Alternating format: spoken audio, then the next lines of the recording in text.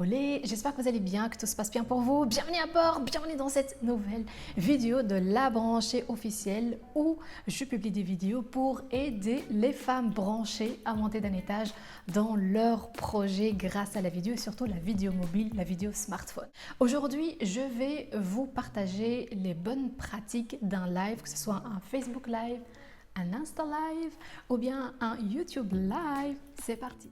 La première chose à faire avant de lancer un live sur les différentes plateformes, c'est d'abord de connaître techniquement parlant l'outil de votre live ou bien le réseau social de votre live. Il faut connaître très bien la technique. Où est-ce qu'on clique sur le bouton là du live? Est-ce qu'on est vraiment en live? Je regarde où la caméra? Par là? Par là? Ou par là?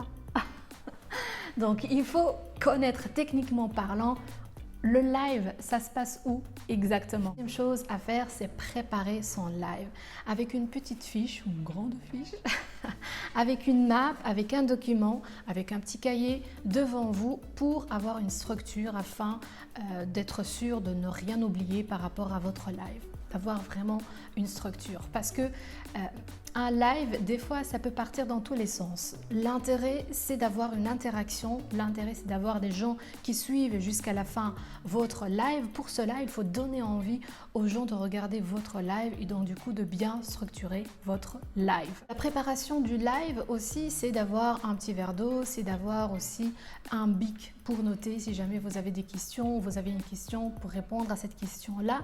C'est peut-être d'avoir un micro, un casque, voir est-ce que par rapport au Wi-Fi, tout se passe bien. Si vous faites le live depuis votre smartphone, c'est désactiver les notifications. Il faut que vous soyez prête pour le live en termes de forme, en termes de technique et en termes de préparation de contenu. La troisième chose à faire, c'est de créer peut-être un groupe Facebook pour tester tous les lives. Tester les lives, ça va vous permettre de bien maîtriser votre contenu, de bien maîtriser la technique et c'est vraiment très facile à faire. Vous pouvez aller sur Facebook et créer un groupe privé, un groupe secret, un groupe fermé avec 2-3 personnes de votre entourage pour avoir des feedbacks bienveillants et se lancer dans les lives. Tester plusieurs fois les lives afin de bien maîtriser l'outil, afin de bien se préparer avant le jour J de votre live. Quatrième chose à faire, au moment du lancement du live, parlez tout de suite.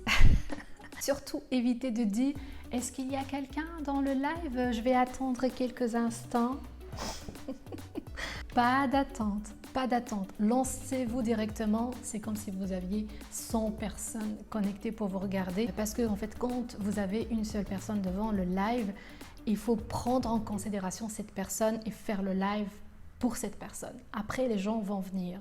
Donc pour cela, vous pouvez faire appel à un ami ou bien une amie de votre entourage ou de votre famille juste pour vous dire est-ce que le live déjà il fonctionne bien, le son est bon. Le live est lancé via un petit commentaire. Cette personne-là de votre entourage va juste mettre le commentaire pour vous dire que le live est bon. Donc, allez tout de suite vers l'essentiel et partagez le sujet de votre live.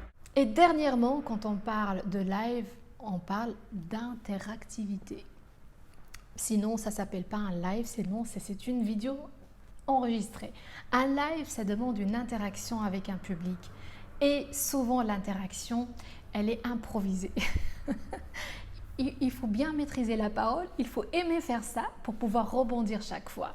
Accueillir le public, demander aux gens de quel pays, demander aux gens de quelle région, poser des questions à votre public, de mettre des petits cœurs, de mettre des petits les emojis, de mettre aussi des photos, des gifs dans les commentaires. C'est une façon de communiquer avec votre public et faire de l'interaction. J'espère que cette vidéo vous a plu, vous a donné le goût de faire des lives et surtout de tester les lives avant de faire les lives parce que c'est très facile.